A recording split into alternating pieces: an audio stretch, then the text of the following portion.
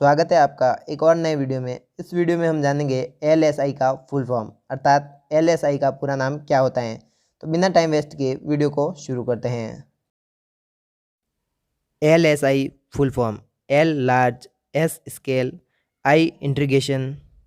तो एलएसआई का full form हो जाएगा लार्ज स्केल इंटीग्रेशन। अगर आप कंप्यूटर, मोबाइल और टेक्नोलॉजी से जुड़ी वीडियो देखना चाहते हैं, वो भी बेसिक से लगाकर एडवांस तक, तो इस चैनल पर आपको ऐसी वीडियो मिलेगी। और इसी के साथ इसमें कंप्यूटर की क्वेश्चन आंसर वीडियो मिलेगी, जिससे कि आप किसी भी कंप्यूटर एग्जाम में टॉप कर सकते हैं। तो बिना टाइम वेस्ट किए चैनल को सब्सक्राइब करें।